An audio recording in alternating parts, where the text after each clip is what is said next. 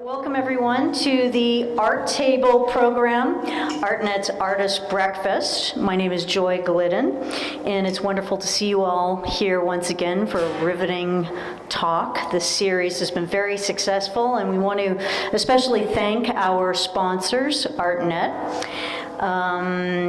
Today, I have the honor of presenting Liza Lou. Before we get started, and on behalf of ArtTable, we would like to thank Artnet, our sponsors, once again. Yay.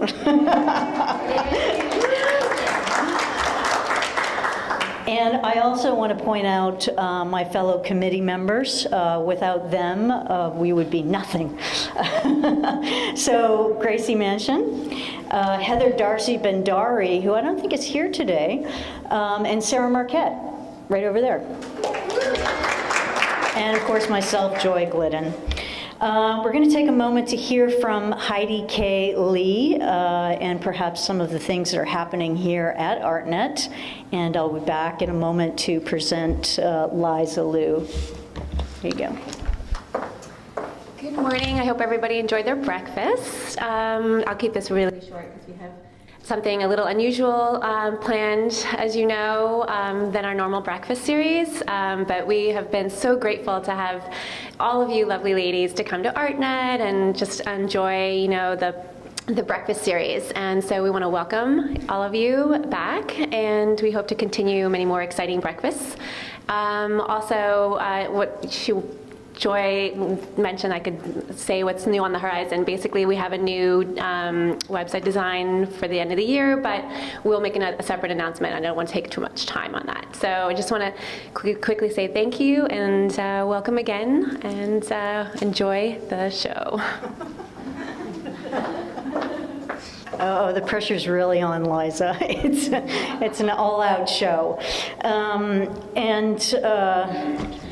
So once our committee expressed an interest in Liza Lou as a presenting artist, I became the point person and was sent a collection of items consisting of 2 catalogs, 1 piece of literature, and a DVD of a performance. And I thought to myself, what an interesting collection of items.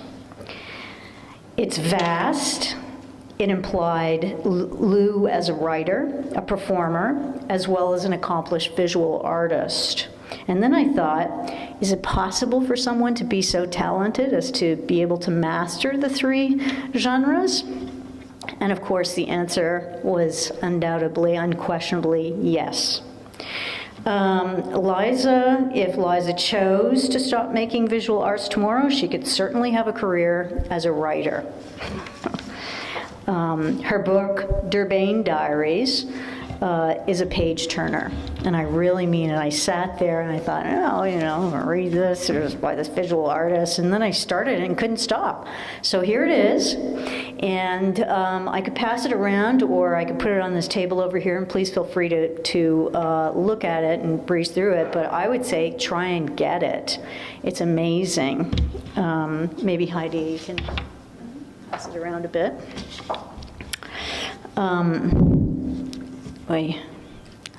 So then I picked up the DVD. It was a spontaneous performance, a rant.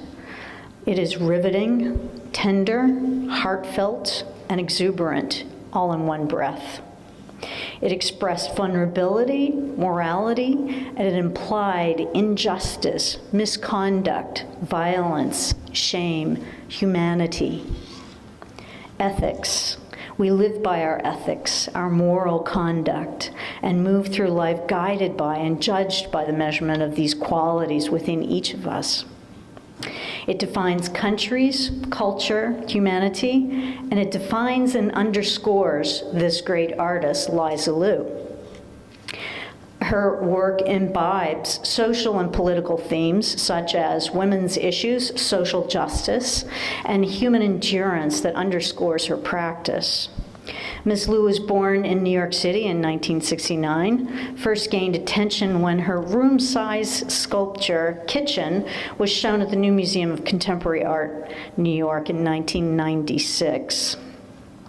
Begun by the artist when she was 20, this groundbreaking work, 5 years in its making, introduced glass beads as Lou's primary art material, along with scale. In 2005, Lou founded a studio collective in Zulu artisan with KwaZulu Natal, it was actually in KwaZulu Natal, South Africa. While Lou does not borrow from the tradition of African beadwork, her recent sculptures and woven paintings are meditations upon process, the impossibility of perfection, and what Lou terms the culpability of craft. Liza Lou's numerous solo museum exhibitions include the Museum of Contemporary Art, San Diego, SCAD, Museum of Art, Savannah, Museum Kunstpalast, Dusseldorf, Bass Museum of Art, Miami, and many others. Lou has participated in a number of group exhibitions, including the New Museum of Contemporary Art, the Metropolitan Museum of Art, Chicago Museum of Art, Cleveland Museum of Art, and the Museum of Contemporary Art, Los Angeles. Most spectacularly, she is the recipient of a 2002 MacArthur Fellowship Award, which is stupendous. So I bring to you, and I'm very proud and honored to say, Liza, the artist and the humanitarian.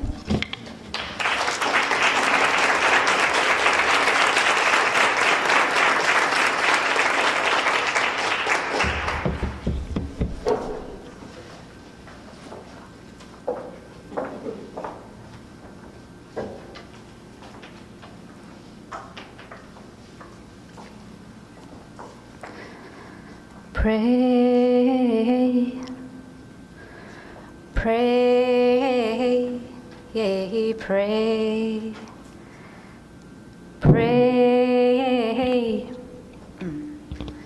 pray, oh, pray, I'm going to pray, pray, pray, yea, pray, I'm going to pray.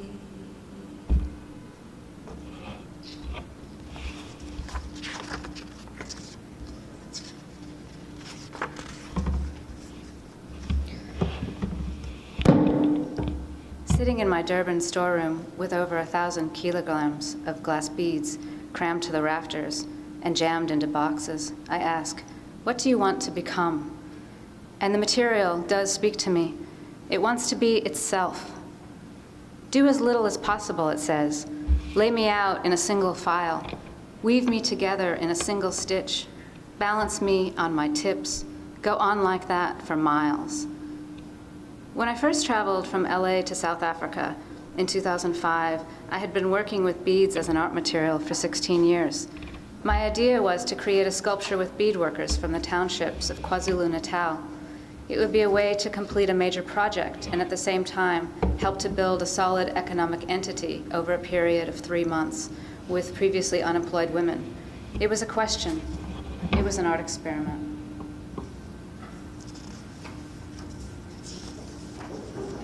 I've rented an old dance hall on the docks. Broken windows are held together with duct tape. Birds fly through the open rafters. Rain drips down onto the metal roof in steady staccato. 15 women, some carrying umbrellas, some with plastic bags over their heads, clump into the room. They wipe the plastic chairs before taking a seat. And after they settle in, I tell them that I will be teaching them how to work with beads in my method. It's different, I say. We'll be gluing the beads, not sewing. And then I point to the chain link fence standing in the middle of the room. We will be covering this with beads. Aibo! The women laugh. I get out the beads and the glue and I demonstrate. Someone from the group, Bushle, I later learn, comes forward and tries it out, and then she explains to everyone in Zulu. We all kick off our shoes and we sit down to work. At first, the room is quiet, but after a while, the women seem to have the general hang of it, and the conversation starts to flow.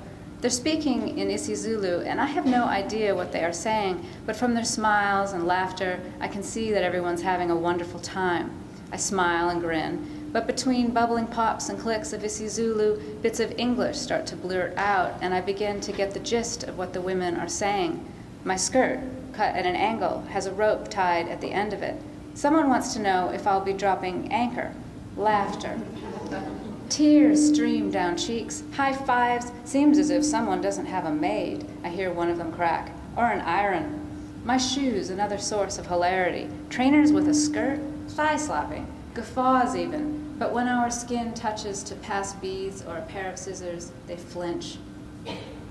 I've shipped a chain-link fence enclosure in crates that are probably sturdier than most of their homes. And they're wondering whether I couldn't have made it here in South Africa, which is surrounded, characterized even by its prolific use of razor wire fencing. Well, no, I could not, because it was made to exact specifications in a process that took months to fabricate. But I can't really explain this sort of art folly, not in real-world terms. So we are sitting in mutual incomprehension, wrapping beads around a fence. I'm happy that the ladies don't hem and haw or kowtow or truckle, but am I really such a joke as this? It's so funny, I want to weep. But there is the occasional crack that breaks through all the mirth, and it gives me insight into what might really be going on. I hear Figile say to the others, "How will this girl be able to pay us?" And I can't help but wonder how it is that anyone is even smiling. The team wake up at 4 a.m., washing buckets of water drawn from a spigot down the road, feed their children, iron their clothes with paraffin heat, and then tick along dirt roads to get into the taxis to work. We pay the fares for the team to make the minibuses from their townships and rural areas into the studio. The taxis are painted with slogans like, "Doing it doggy style," and "Treat them like we need them and never give them freedom," and "Don't jump if you can't grind." House music is played at deafening volume, though it is possible to wait and catch a Jesus taxi, which will have slogans like, "When down to nothing, Jesus is up to something," and they'll play gospel music at deafening volume. The taxis, which comfortably seat 15, are often crowded with over 25 people. Brown flesh presses against the windows like rolls of bread. Hear the loud music, see the resigned faces. When the light turns, smell the burning rubber. There are often fatal accidents. See them along the road, bodies lying peacefully as though sleeping. The team walk another umpteen blocks to get into the studio. Giantesses with heads held high, hair intact, everything pressed and perfect and matching. And when they arrive at work, they throw off their shoes, put on slippers, or just go barefoot. I look at the mash pile, stilettos mostly, and I know with absolute certainty that I could never walk a mile in their shoes. At lunchtime, Duduzile chases Zanelle around the room and then plops her down on top of her. Nontlantla teases everyone by pinching their bums and lifting them off their feet. Buchle grabs her breasts and jiggles them up and down like bells. Tanda, a kitten-like beauty, eats an entire loaf of white bread, 6 pieces at a time, slathered in margarine, and washes it down with a liter of Coke. She kills it, Spilile says. Watching this scene with the ripe, juicy women, I look down. My toes poking out of flip-flops look like pink crabs. Skin so pale as though I forgot to put on a layer of clothing. My desire to help the poor looks at me and has a good belly laugh. I'm in the corner gnawing on roots and raw vegetables while the work we are making and the women I am making it with become ever more lustrous. I feel flattened by what the color of my skin represents. I dislike being the white lady in charge. My do-gooderism is starting to feel like naive hubris. Why did I think I could make any kind of difference? I look over at Zanelle and Tanda bent at their task, heaving with laughter, telling jokes. They care not a jot that I'm white or about South African history. All that matters to them right now is that they're going to get paid well and be treated fairly. So get on with it. Dare nothing. Do nothing. Change nothing. Do your work. Today, I arrived at the studio to find that the entire stock of beads that we're using for the security fence has been stolen. Not one remaining bead. The studio is in a state of panic, with everyone accusing everyone else. There's a terrible fighting and shouting. Nontlantla threatens to beat Tulisile with a stick. When we were children, Buchle told me, we would fight with our brothers in the field with sticks and our fists. If you can win, you've got a joy. We called it church. The brethrens are going to watch the pastors do the preaching. Now it seems they're looking for me to hold a church service, and they're expecting a trial of some sort, Zulu style. Now, Tlantla is generally known as the strongest in the studio. She can lift one of the sections of stainless steel fencing around the room like it's a piece of driftwood. She's got the power, Buchle says. But don't go wrong with Tulisile. She's short and wide, but she's got the balance. Apparently, Tulisile was seen stuffing a container full of glue in her brassiere, and now everyone is accusing her of stealing the beads. The team confronted her about the glue theft, and she promised to bring it back the next day, which she did, except there wasn't a drop of glue left in the container. She'd wiped it clean. The team came to me with the story while Tulisile stood by with her head tilted to one side, her eyes filled with tears, and she explained that she needed the glue to fix her shoe. "A half-gallon?" I asked her. Again, the eyes and the tears, and she took my hand very gently. "Oh, Liza." Tulisile's petite deceptions are not new to me. I once saw her stuff a giant bobbin of cotton thread into that infamous brassiere and walk out the door.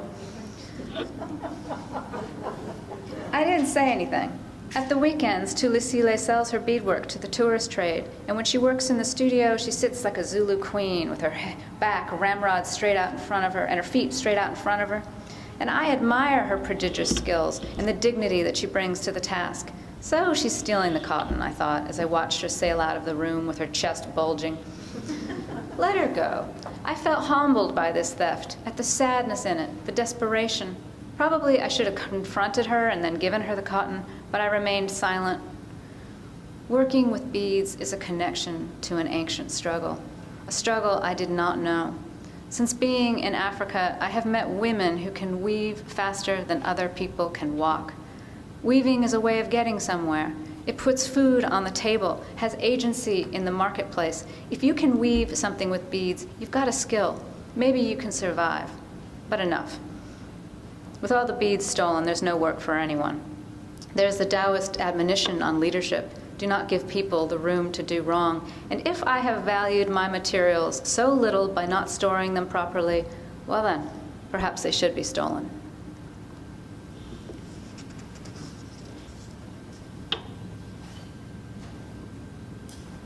A fissure, a crack. Today, Pumzile arrives at the studio in big Jackie O sunglasses and her hair wrapped in a black scarf. I go and sit with her, and we hand the beads back and forth through the chain link. Nice shades, Pumzi. The room erupts into laughter. Pumzi's head drops to her chest. Pumzi, I'm so sorry. I was just teasing you. What's wrong? Her mother, Ntetelelo, who's working on the razor wire on the other side of the room, says something to her in isiZulu, and Pumzile looks up and takes off her sunglasses, an enormous blue shiner. She unwraps her headscarf, and there are white bandages across the top of her head with bloodstains. The team say something to her, and there's more laughter. My God, this isn't funny. What happened? If our boyfriends want to beat us, Buchle says, what can we say? I turn to look at Ntetelelo for understanding. Her face is resigned, pitiless. Pumzi, I tell her, it's not okay for him to beat you. She looks down. He's the father of my children. Pumzile tells that when she cooks the meat, her husband must be the one to cut and serve it, and he gives himself the biggest portion. Yesterday she prepared the food and gave it to him to serve, and when he opened the bowl and saw that there was no meat, he screamed, "Am I a woman?" and he beat her across the face and head with a stick. It's a cultural thing, Buchle says. A wife is not supposed to say anything to her husband. My mother told me I must respect my father. When I was 8 years old, my dad started acting like an animal, beating me. One day, he lifted me up in the air right in front of my mom. My mom just takes the grass mat and sat under the window and said, "I'll watch until he kills her. Then I'll just cry and take my child and bury her." When he beat me, my dad was like a lion. He was so cruel. My mom just sat and watched this thing happen. He beat me and beat me and beat me and beat me. In the studio next door, there's a drum circle, and the hard laughter of men like donkeys braying. The drumming goes on, and finally, when it stops, there is whistling, a demon whistler in the studio next door. I want to close my ears to it. I can't close my ears to it. The whistling rattles through my bones, plays me like an old piano. Will I ever stop hearing it? Don't know. This is the body of don't know. This is the country of don't know. Deep down in my ear canals, a sad refrain. Late at night, I can still hear the horns and the drums and the men calling out to each other and the men's laughter, the angry laughter of South Africa.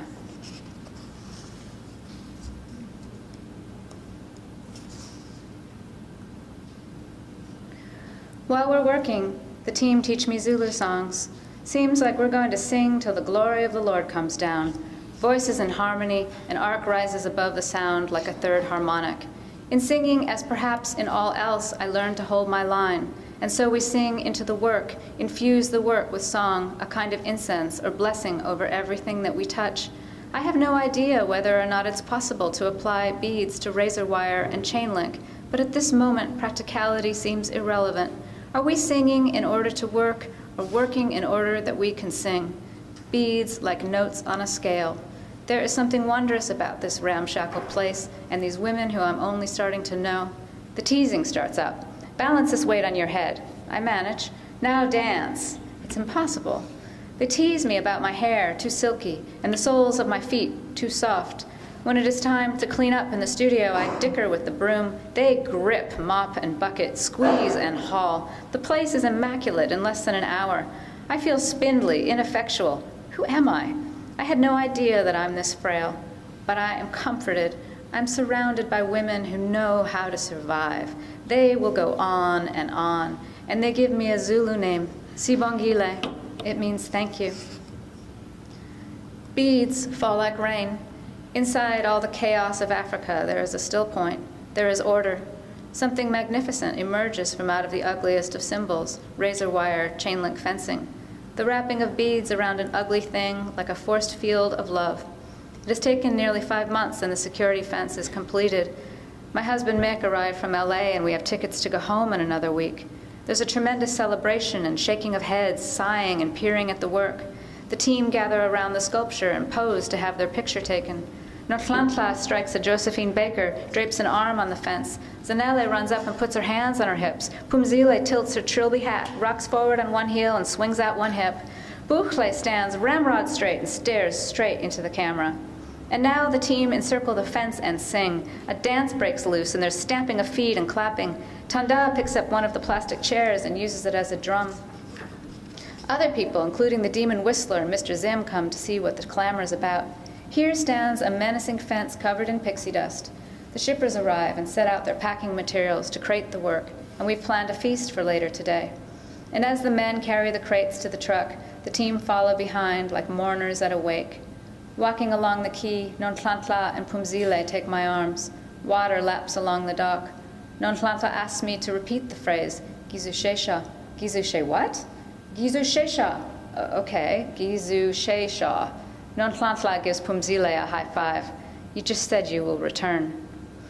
That night, as we were about to fall asleep, Mick said, you know, you can't leave these women. Why do you say that? Because you love them, and you found meaning here. And that's what it's about, love and meaning. I lay awake and stared at the ceiling fan. Such a hot night, the fan stirring the air around like soup. In the morning, Mick said, I can do my work anywhere. Whatever happens next, we'll face together.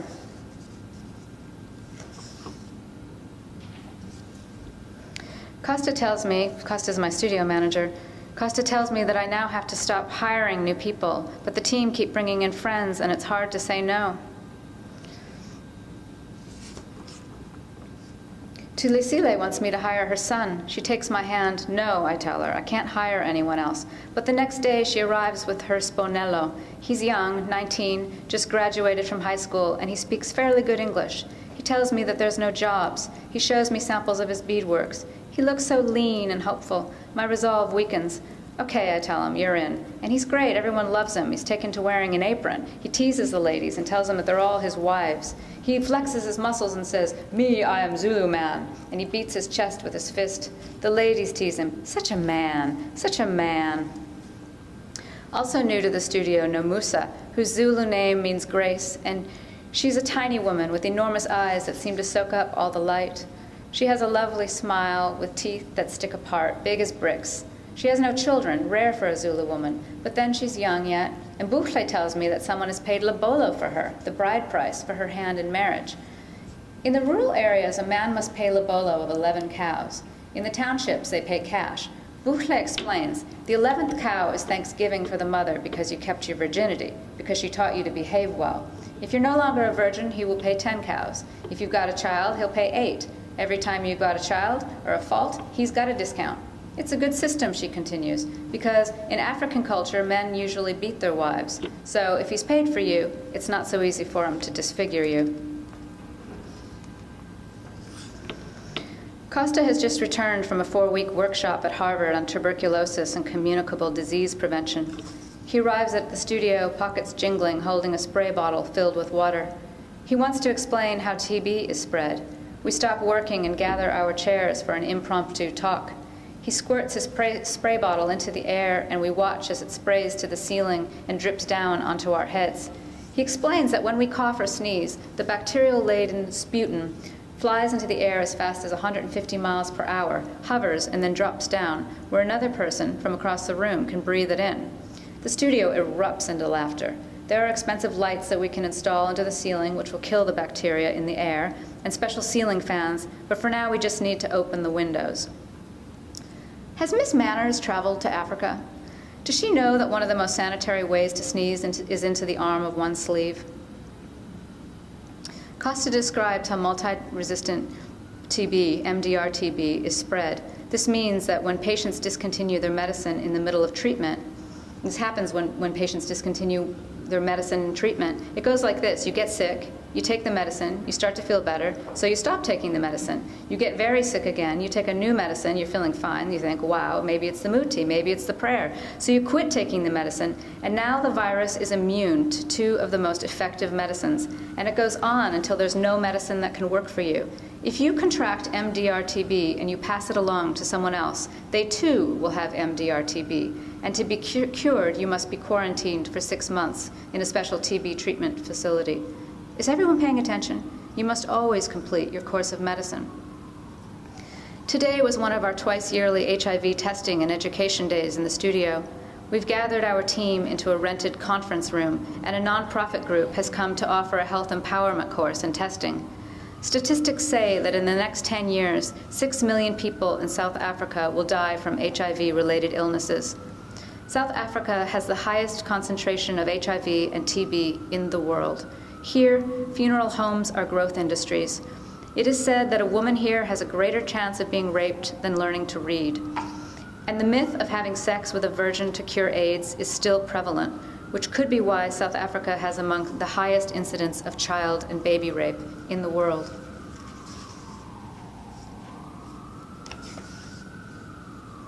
Phumzile overdosed on her ARVs over the weekend. The security guard boyfriend, drunk, waving his billy stick around, threatened to kill her mother, and Phumzile, in a moment of desperation, swallowed all of her tablets. Mick and I visited her in the hospital, and we brought 8x10 photographs of her children. When she saw the pictures, she closed her eyes and held them to her chest like treasures. A few days later, her mother, Ntete Lelo, sits with me in the courtyard. She is tall and regal like Phumzile, with skin like shiny leather and a smile that dazzles. My daughter is soft, she says, not running in the street. If she makes a mistake or a problem, she says sorry, she cry. And also my husband, he was soft, but he drank too much, and the children were hungry. His liver was full when he died. Then she shows me Phumzile's paperwork from the doctor. She is to report to a psychologist next week, and her CD4 count is dangerously low. I have this thing, HIV too, Phumzi's mother tells me. Hear the news and allow it to settle. Well then, you can both make sure to take your medicine on time, I tell her. Yes, she smiles. There's a feeling that there's a giant leak somewhere and water rushing in. So much going on, and I can't stop the flood. Cindy Lovu's house burned down last week, an electrical fire. All ashes, everything gone. Just when she was finally getting ahead, had saved her earnings and purchased furniture, everything that she had worked so hard to build, gone in an hour's time. Blankets were provided by the neighbors. The team put together a donation to help her. We wired money to her account to replace her household goods and an interest-free loan to rebuild. But until Eskom, the electrical company, end their strike, she can't start. And until then, her mother with the aching knees and eyes that don't see well, the quadriplegic sister and 2 younger ones, ages 9 and 10, stay in a 1-room, mud-lined shack in the dark. But Cindy comes to the studio today dressed head to toe in pink with red high heels. She says, "I have become very strong." She rubs her hands together and smooths her skirt. Her eyes, which tilt upward, fill with tears. She tells me that when she prepared the paraffin in order to iron her skirt this morning, she burned herself very badly, and she shows me the wound, which she has covered in duct tape. Talking to her, I feel the old door of despair swing open, and part of me wants to lie down and weep. But I tell her that things are going to be okay. Things are going to get better. And as I talk to her, I ask myself, am I listening to what I am saying? Things are going to get better.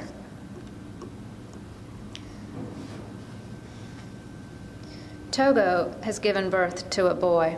The traditional custom has it that no one is to see the child for 3 months, after which time the child is introduced to the community.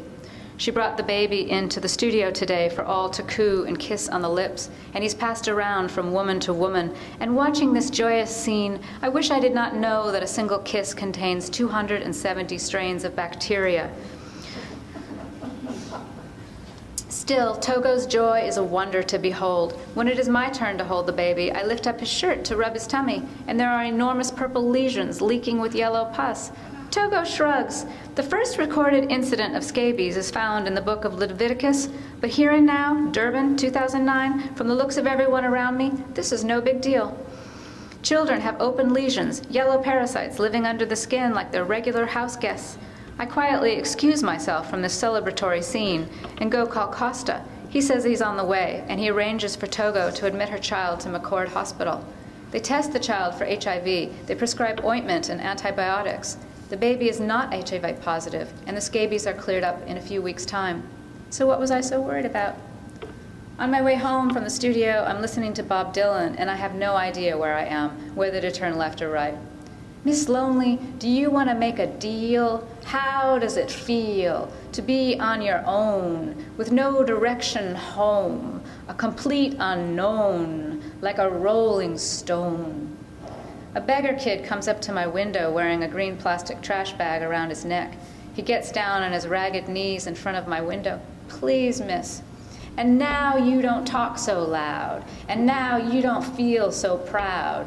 How does it feel? Nighttime is not enough time to recover from the day. A project started and never ending. I long for California, the dream state of California, where I wandered through my days and I never contemplated the color of my skin. But it's a dead end to think that way. Being here fully means never comparing it to anywhere else. Take it on its own terms.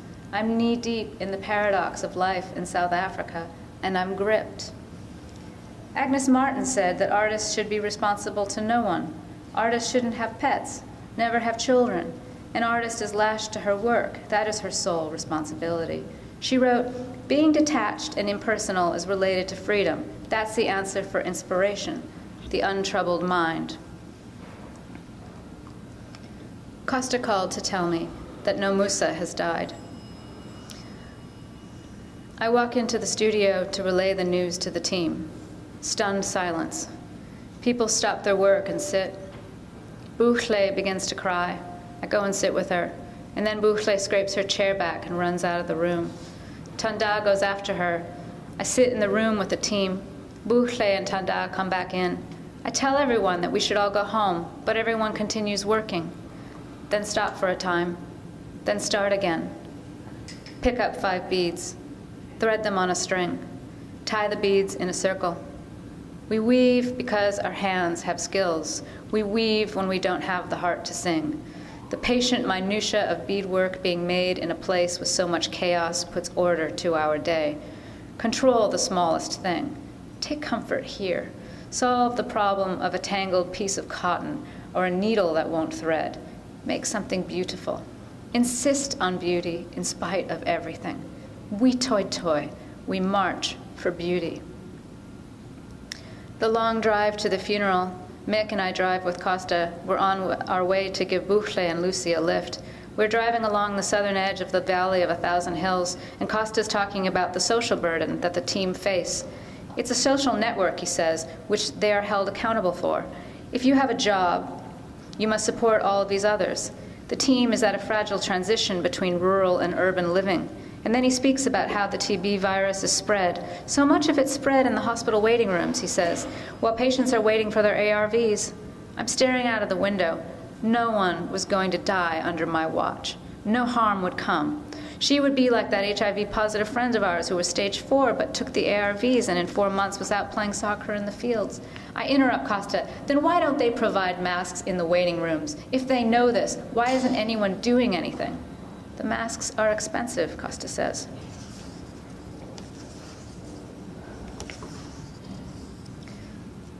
Let's say you are a blade of grass. Just a golden stalk of a Stipagrostis variety, living out your time in a tangle of yellow and gray, and your job is to propagate. You are a tender flag of light and chlorophyll, and your seed hangs off you like a bell, ready to drop. Till then, you wave your feather arms in the air with millions of your friends, and it's one big party, a fiesta of waving and blowing and pollinating, until, of course, somebody steps on you. Mick and I rise at dawn to meditate. We listen to the bird song and watch the dew drip from the acacia trees. The sun rises across the veld. It is a hairy, golden universe. This should be blissful, but now my knee starts to ache, and then a deep twinge between vertebrae. My body is a husk. Does inner peace have to hurt? Sit here in my husk shape and watch the pain. Breathing in, I am pain. Breathing out, I am free. Learn to accept things exactly as they are. I've been making drawings, a return to solitude, climb the mountain alone, breath by breath, dot by dot, fill in each circle with red ink, count as I go, on and on, stay with each dot, each breath. Costa called this morning to tell us that Spinello was murdered. He was found in a ditch last night outside the Gleblands men's hostel, naked, no shoes, and today Costa will go to the morgue with Tulisile to identify the body.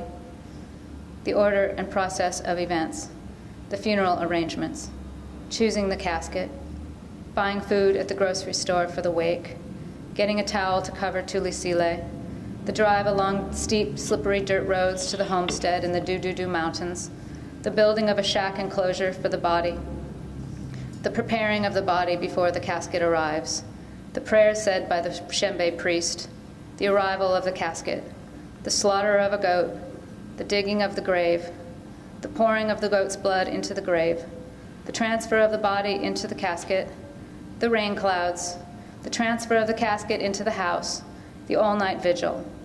The next day, the arrival of more friends and family, the lowering of the casket into the grave, the pouring of the dirt over the casket.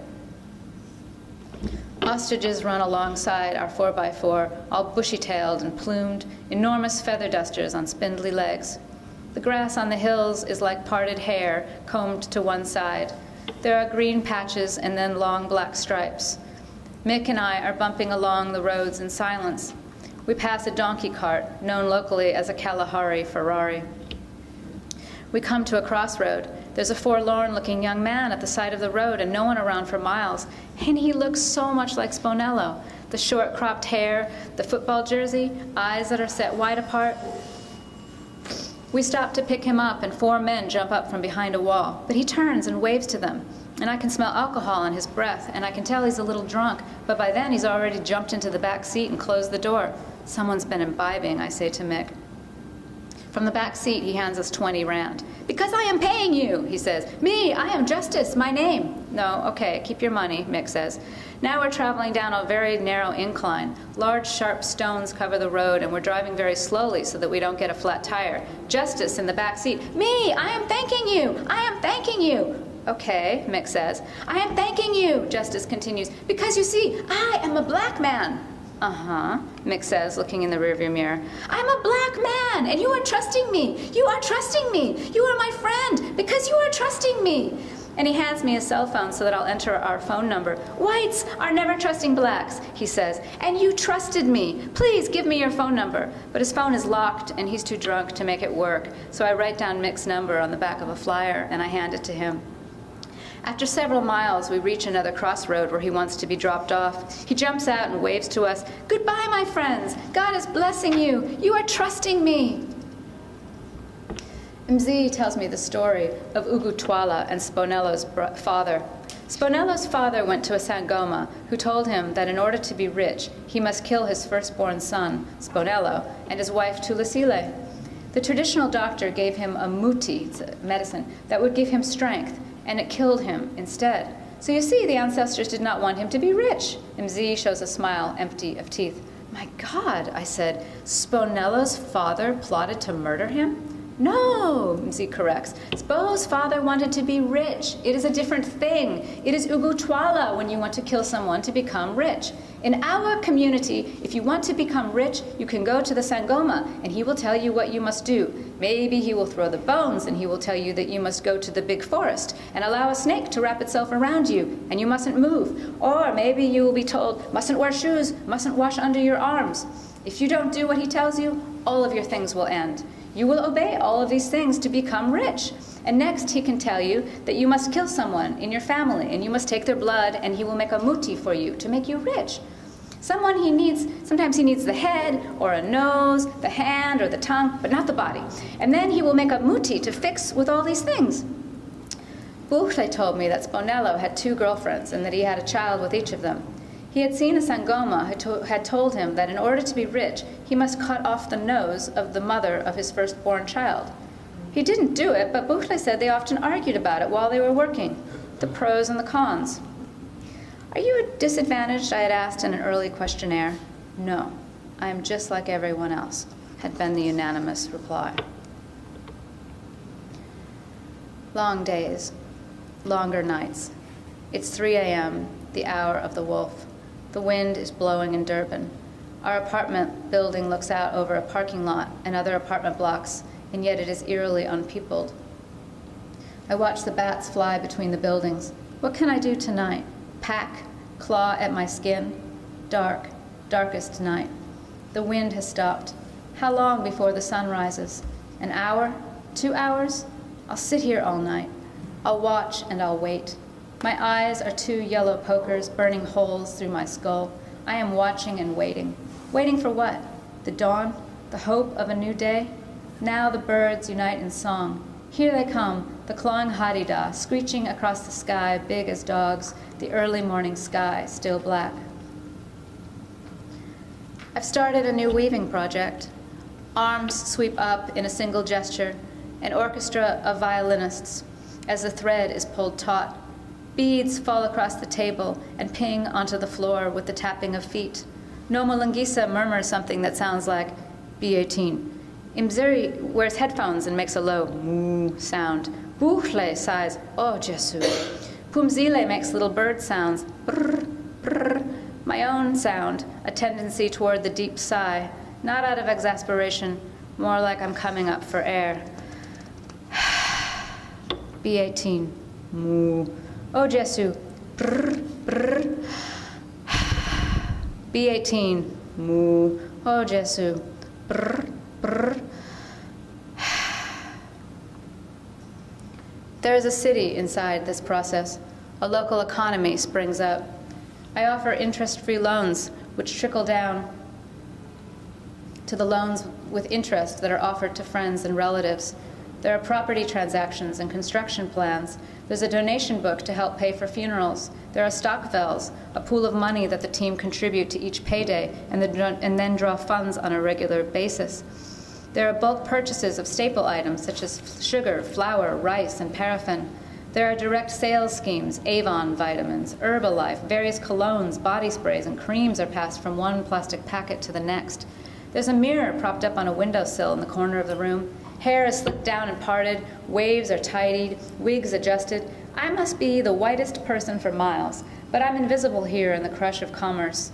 The team are submitting piecework that is made in the rural areas. We weigh, sort, measure, and count bags of stock. Nexty, Buchle calls out. 10 of us are packed into the back room, hunched over a table to inspect the new work. Out come packets of beads, reluctantly relinquished from brassiers and giant handbags, carefully wrapped in pieces of toilet tissue. Some of the beadwork is machine perfect. Others lay out work with streaks of dirt, crooked lines. I'll tell you what, I say, I'll pay you for it, but you have to fix it. Boucle is irritated. You're too soft, she tells me, and she eyes me with my teaspoon. I've learned my lesson. I'm doling out the beads like it's caviar. 1, 2, 3 careful spoonfuls. Boucle says, you remind me of my granny. She would give out the sugar in small, small teaspoonfuls. I'd say, please, Gran, can I have more? And she'd say, go away. I could learn a thing or two from your granny, I tell her. Oh no, she laughs. By now, everyone in the team have built or renovated their home. Most have built their homes for their mothers, a traditional obligation, as well as built homes in the rural areas where they will someday go back to live. Lucy is working on her undergraduate degree in social work at the University of South Africa on our studio scholarship. Zanele is getting married. Tanda has saved 10,000. Pumzile has left her abusive boyfriend. Pinky built her home without having to borrow from the studio fund. Mzi bought a car. Cindy Lovu has received a government house from the Department of Housing. And many in the team have started their own businesses. Fikile and Tulisile have bead businesses selling traditional jewelry and clothing. Boucle has a successful wedding decoration business. And next, she's opening a funeral parlor. She's saving to buy the refrigerators. A quote, as good advice as any I could find from the artist Anne Truitt. She's talking about her students, but she could just as easily be speaking of studio assistants.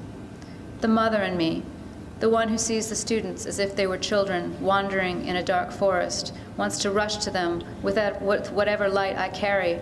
I should stand, I now see, with that light, such as it is, and let them find me. They are not children in the first place, and not my children in the second. Insofar as I can make my own posture clear to myself, I can serve them better, leaving them more clearly themselves, and me more clearly myself. There will be no more building of elaborate fortresses or structures. I have given up those plans. Furrow down with me to the undergrowth. Here is Nomalingisa, whose face is molten rock. The wind and tears have swept away the softness of her face, and now she is angular, ancient, resolved. She tells me resignedly that her hands are too large and the beads are too small. Her work is crooked, misshapen. And what about the strange discoloration and the wonky strings with loose beads across the top? If I reject her work, her family won't eat. And as it is, she seems to be living on the margins of life and death. And yet, if I accept the work, I don't have an artwork. Or do I? Not what I intended, but instead what the work wants to become. I saw one thing in my mind and something else emerged. A very tight, controlled process yields streaks and stains and even blood. Life and death contained in an art process. Labor that can never be comprehended or even appreciated. An art that speaks of its own struggle into being. My desire for perfection and the beauty that comes from letting go. Agnes could have told me that. For all of her asceticism and classicism, she wrote, perfection is not necessary. Perfection you cannot have. If you do what you want to do and what you can do, and if you can then recognize it, you will be contented. You cannot possibly know what it will be, but looking back, you will not be surprised at what you have done. Look, it's right in front of you. Maybe this is what the material has wanted to be all along. It was there in the early work, behind all of the structure and set pieces, a wallpaper pattern that had gone wrong, or a pocked floor texture, evidence of the human hand. And I see that now the work is like Nomalingisa. It too is molten, ancient, resolved. There has been the stripping away through time and loss and acceptance of the limitations of body and mind. And what remains is what is, the simple truth of the sweat of our hands, and the dirt, and the dust, and the saliva, and the tears, and the blood, and the ashes, all of it in art material, laid across the miles.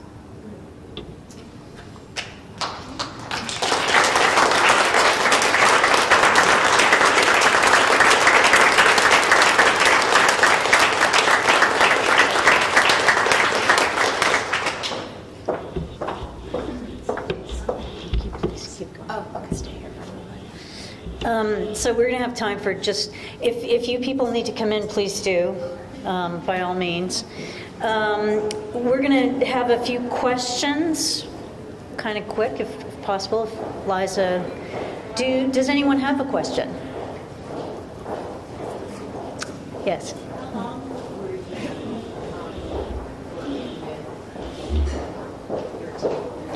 The question was, how long was Liza working with her team? You might want to answer. I can hear somebody. I've been working there for 8 years now. And what brought you to start working with beads? That's one of those questions that people ask me all the time, and I never can answer it. It's sort of like something that I can't really quite put into words without being trite. I mean, over time, it surprises me that I still find so much in this material. It speaks to me. And in early days, when I started using it, I was so criticized that it almost became really inspiring. You know, this is not serious. You are really on the wrong path. And I thought, oh, that's good. That's interesting. Would you mind talking a little bit about the image we saw of color field? Sure. So let's see if I can go back here. Color field is a kind of an ongoing project. One of the things about working with a large team that need income is it kind of means one of my commitments is to keep everyone working all the time, even if I don't know what I'm doing. So this was a project we worked on for about 3 years, and I would hand out colors, and we would thread 9 beads on a piece of wire. And I ended up making millions and millions and millions of these pieces of wire. And I had an idea to make a sculpture, but I didn't quite know if it would work. And eventually it turned into Color Field, which is a kind of, my subtitle for this is All the Love in the World, because it's using everything that I have. All the colors from my storeroom basically are employed in this project. This is currently on display, isn't it? Yeah, it's at the Museum of Contemporary Art in San Diego. And it's kind of a variable thing. It can be really, really large, or it can be quite small. It can be configured in any direction. Yeah. So obviously, you went there initially for a short period of time and have moved there, and I'm assuming you're still there. And I'm assuming the environment has changed the work or influenced the work. Can you talk about that? It also looks like in that rope one, perhaps you're employing methods that the Africans used. Yeah, well, I never actually meant to move there. I meant to be there for 2 weeks, and then I was going to go home. I had this thought, I thought, this will be so brilliant. I'll be one of those clever artists that just points and says, this will happen, and then I get to go home. But I've always been very hands-on, and I just thought I would do it differently. I'd get to do it differently. But the moment I arrived and I met the women, I realized something else was going on, and I wouldn't really be able to go home. You know, there's that thing, you can't go home again. But I never officially made the moving truck move. It's just been 8 years. It's just been ongoing. The work that little thing I read to you about when the beads were stolen, and it was a real kind of turning point for me when I really realized how valuable this material is to another set of people, where in the past I was very cavalier about the material. As a contemporary artist, you know, you kind of feel free to defecate on anything, you know, it's just, nothing sacred kind of. And being there just changed my attitude. I realized, my God, this is lifeblood is in this material. And it made me just respect it so much more and value it in a deeper way, and it definitely has inspired an embrace of things going wrong, of weaving. But I never want to borrow or steal or kind of be sort of the white hunter. I'm very careful about that. I think my team would really resent me if I did that. They kind of seem to kind of understand that we're up to something else, which is nice, I think.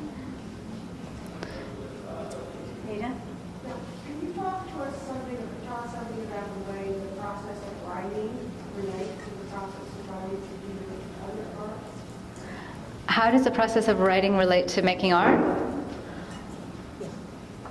Well, for me, I just have always kind of written, you know, and it's a way of understanding, and the writing that I was sharing now is from my diaries, and it's kind of just out of necessity, a way to try and understand something, get to the bottom of it, kind of living in a kind of perplex, a kind of feeling of being exiled or lost, and the writing kind of anchors me. But I also think of writing a lot like weaving. It really truly is so much like that, where every word is a kind of careful placement, and I really love that process quite a lot.